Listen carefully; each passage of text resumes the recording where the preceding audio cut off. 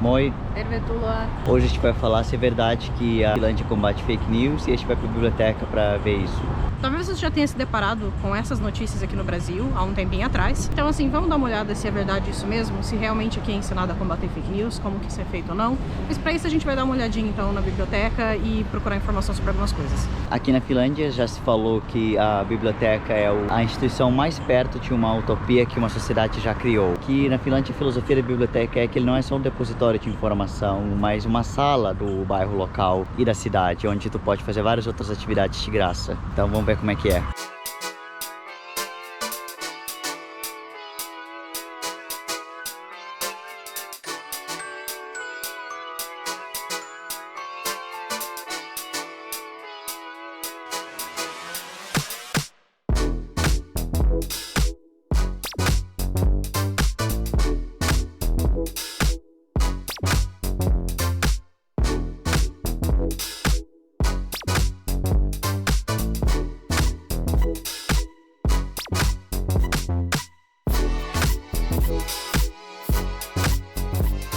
Teve notícia, né, de que a Finlândia tem combate fake news. Isso é um desenvolvimento recente. A partir de 2016, nas escolas começou a se ensinar mais sobre pensamento crítico do ponto de vista de como avaliar a informação. De onde a informação vem, qual é o seu viés ideológico ou propósito do veículo de mídia tá dando essa informação para as crianças. Então tem várias tarefas de pegar vários tipos de notícias e avaliar a fonte, essas coisas. Teve uma onda de refugiados em 2015 vindo da Síria e nessa época surgiu vários veículos de extrema-direita de notícias falsas, como por exemplo MV, que significa Mitä Vittua, que seria que porra é essa, chama do jornal. E no começo ele virou a revista mais lida da Finlândia, só que muito rápido se descobriu que primeiro a maioria das notícias são falsas, segundo tinha um viés racista de extrema-direita bem forte, e terceiro, que era o mais pesou, a revista tinha viés pró-Rússia. O próprio dono era de origem russa, o Ilya Yanitskin. Então a desconfiança e o incômodo só veio em descobrir que quem estava falando isso é porque estava defendendo a Rússia. Enquanto estava só xenofóbico e racista, estava tudo bem. A sorte da Finlândia é que aqui tem uma cultura de consensos, de não brigar e não ter divisões políticas muito grandes, porque a última vez que teve aqui divisões políticas muito grandes, teve a Guerra Civil em 1918. Aqui tem uma relação bem complicada com a Rússia, a gente já falou sobre isso em outros vídeos, e assim, evidentemente, eles vão ficar muito mais atentos se essa informação estiver vindo da Rússia do que se estiver vindo de outros finlandeses ou de outros países, porque eu não vejo se tem o mesmo tratamento de desinformação vindo, por exemplo, dos Estados Unidos. Não, os Estados Unidos não faz operações aqui de desinformação, então já foi mostrado que, por exemplo, na Indonésia teve operação dos Estados Unidos de desinformação, mas Finlândia, sendo 2015, Finlândia não era do OTAN, mas Finlândia já era considerado o aliado dos Estados Unidos, mesmo que oficialmente neutro, aqui já tinha treinamentos com tropas do OTAN. Então, que desinformação não é tanto para combater a extrema-direita, é mais para combater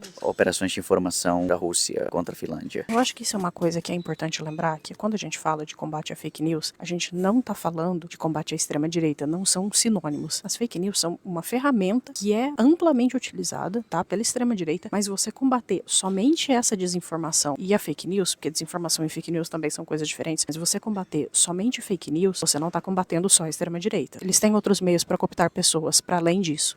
Aqui na Finlândia se evita contato pessoal ao máximo, então devolução e empréstimo de livros se faz, a maioria das vezes pela internet e por essas máquinas aqui que tu não precisa falar com ninguém. E esse falta de contato finlandês não significa que os finlandeses são desconfiados uns do outro, ao contrário. Aqui tem bastante confiança nas instituições públicas e no governo, na polícia e principalmente na grande mídia, porque aqui a maior mídia nacional é o Yle, que é o canal de mídia do governo. Ele é controlado pelo parlamento, mas o parlamento só dá umas regras assim de base de que eles têm que informar, que é informar a população finlandesa e as minorias étnico-linguísticas que aqui tem, por exemplo, os sames, os romenos e os russos e suecos. Evidentemente que não existe mídia que não tenha viés político, mas a maioria dos finlandeses confia que o Yle tem uma notícia mais neutra e os canais também comerciais, televisão, eles também tentam ser o mais neutro possível. Aí outra coisa é o jornal de papel. Esses têm viés políticos claros, mas como eu falei, aqui é ensinado a tu reconhecer os viés políticos e avaliar a informação à base dela e também quais são essas fontes que esses jornais usam. Quanto a isso da TV, a Yle é o canal estatal, tem bastante documentário, tem bastante coisa. Ele não tá disponível se você estiver fora da Finlândia, eu teria que usar VPN para acessar, caso você queira ver o que tem por lá. A extrema-direita odeia o Yle, quer cortar verba o tempo todo, reclama da programação todo o tempo, e eu acho que isso já é um ponto em relação a essa coisa de extrema-direita a favor da liberdade de expressão. Não é, nem um pouco. A Finlândia não é imune a fake news. Por exemplo, na pandemia, teve aqui grupos negacionistas de Covid, negacionistas de vacina. Eles se multiplicaram,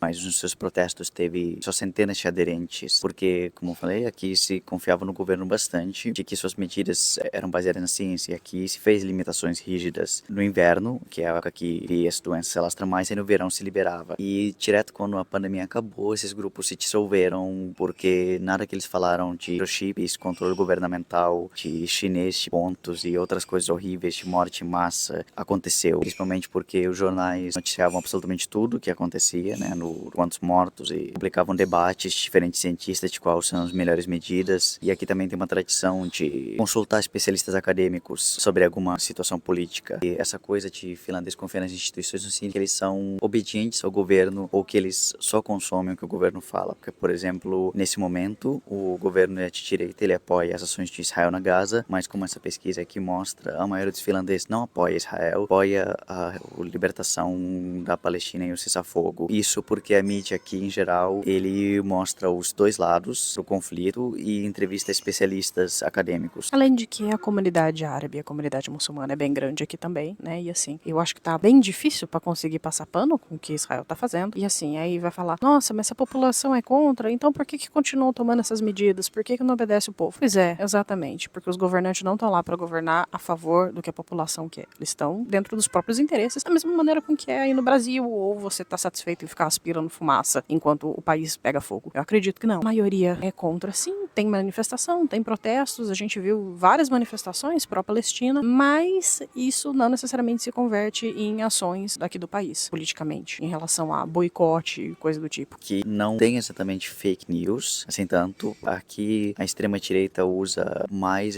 informação distorcida, tipo fatos reais. Por exemplo, eles usam estatísticas de crime, notícias de criminalidade de imigrantes, por exemplo, falar que todos os imigrantes são criminosos, violentos, estão destruindo o país. Usam também teoria de conspiração, mas teoria de conspiração não é exatamente notícia falsa, é justo informação distorcida ou conclusões distorcidas. Por exemplo, coisas totalmente tiradas do ar, do nada, como por exemplo a madeira da piroca, aqui não tem nada equivalente a uma notícia falsa dessa escala. Quanto a isso, dos finlandeses confiarem na mídia aqui, aí vai de você e do seu julgamento de achar que isso é bom ou não. É bom que a gente confie na mídia do país? É bom que a gente desconfie de toda a mídia do país? Porque eu sei que, por exemplo, bom, a gente não tem mídia estatal no Brasil, mas vamos pensar, por exemplo, sei lá, na Globo. Tanto a esquerda quanto a direita não gosta da Globo e por motivos diferentes. E não sei se tá certo ou errado, mas assim, aí fica a seu critério se isso é uma coisa boa ou não, as pessoas confiarem na mídia. Você confia na mídia do Brasil? Você não confia? Eu acho que a maioria não confia. Tanto a esquerda quanto a direita, a depender de qual mídia estiver falando, sabe? Tem que ver também até onde vai isso, até onde isso é bom ou não. Porque assim, quando a gente fala de fake news, é claro, a coisa tá muito pior agora com as big techs lucrando com isso. Mas, gente, a TV no Brasil também tinha umas coisas absurdas, pelo amor de Deus. Quem é um pouco mais velho vai lembrar do que foi a eleição de 89, ou vai lembrar também, que nem aquelas matérias, aquele vídeo que a gente tava assistindo da Nostalgia, sobre as matérias mais bizarras, sabe? Tem umas coisas assim, teve autópsia de ET, tem uma entrevista falsa do PCC, do Gugu, quanta coisa que não apareceu, que foi um absurdo na TV brasileira, sabe? Então assim, vamos ver até onde é bom confiar na mídia também, sabe? Outro fator aqui para combate fake news é que aqui o uso de WhatsApp não é mesmo que no Brasil. Aqui se usa o WhatsApp para mandar mensagem de texto, para conversar em grupo, não se tanto para compartilhar notícia. Aqui não tem grupos de WhatsApp políticos, por exemplo, tanto quanto no Brasil. E um dos fatores para isso que o WhatsApp não veio no celular já pré-instalado pela operadora, porque isso foi uma iniciativa da Meta, porque eles não estavam conseguindo aumentar o número de usuários em países do norte global. A Meta fez iniciativa na Ásia, na África e na América Latina, com as operadoras, para ficasse pré-instalado. Causou a citação do Brasil, do tio do Zap. Então aqui, por exemplo, a extrema-direita não usa o WhatsApp para disseminar fake news, eles usam o X, o Facebook normal. Não foi só no Brasil, tá? Teve todo esse problema com as redes sociais, né? Com as big techs. É só dar uma procurada, por exemplo, do que aconteceu no Myanmar. Tô lendo um livro sobre isso, não só sobre isso, né? Que é o Máquina do Caos, do Mark Fisher. Caso tenham interesse, eu não vou falar muito ainda porque eu ainda não terminei de ler. Tá, aprendi a identificar fake news, já olhei a fonte, já vi que é besteira. Mas assim, por que essa porcaria tá no ar? Por que isso tá aparecendo na minha tela? Vai lá denunciar a publicação? Demora 3, 4, 5 dias pra ter alguma coisa. Até lá, isso aí já rodou a internet toda, sabe? Então assim, não adianta a gente esperar que regulamentação de Big Tech vai funcionar com alguma coisa, de esperar que as Big Techs vão se importar com isso, porque elas lucram com isso e vão continuar com isso, porque elas lucram com esse extremismo, elas lucram com essa desinformação, porque sabe que é isso que é o que vai gerar mais engajamento e a pessoa vai ficar lá o dia inteiro consumindo todo tipo de teoria da conspiração. Eu tenho certeza certeza que você conhece alguém que já passou por isso na sua família ou no seu grupo de amigos, num ponto de você nem conseguir mais ter uma conversa normal com a pessoa porque ela tá viajando em 1000 teorias da conspiração, sabe? Não dá pra gente ficar esperando com que as Big Techs tenham uma conscientização, nem que as pessoas vão tomar consciência, porque assim, falar bem a verdade, vocês acham realmente que todo mundo que compartilha fake news acredita naquilo ali? Não sabe que aquilo ali é mentira? Porque tem outras motivações, sabe? A depender do que é a notícia, a pessoa sabe que é mentira.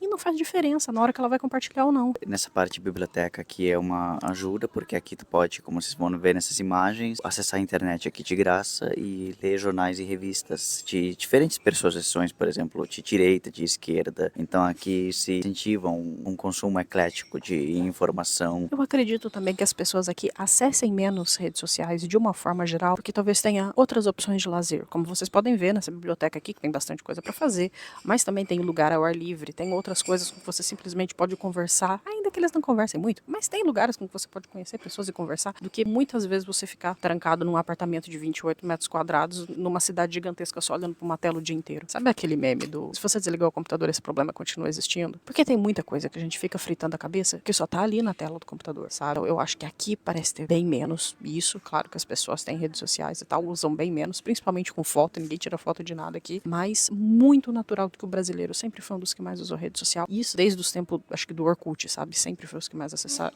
sempre foi país que tinha muito acesso e continua tendo. Então eu entendo que também tem isso, sabe? Por exemplo, isso que o Sam me falou em relação ao WhatsApp, que é ilimitado no Brasil, e isso fere a neutralidade de rede, porque muitas pessoas só têm acesso à internet pelo celular. E aí, se a fonte de informação que ela tem é o WhatsApp, evidentemente que não vai vir a melhor coisa por ali, certo? Sabe? Não falta outras coisas para além do que a Meta oferece. E o Twitter, que é pior ainda. Como vocês veem, aqui tem sessão de música, sessão de jogos, pode trocar instrumentos, gravar discos, tem sessão para criança. Então aqui tem muito isso. Aqui é de Tampere, né? Aí, por exemplo, na capital, na Finlândia, na biblioteca de Helsinki, maior ainda, tem impressão 3D, tem sala de jogos maior, tem até espaço para fazer podcast e produzir vídeos e filmes. Então aqui se incentiva muito mais a população a produzir conteúdo e ter um lazer de graça, não preso na comercialidade.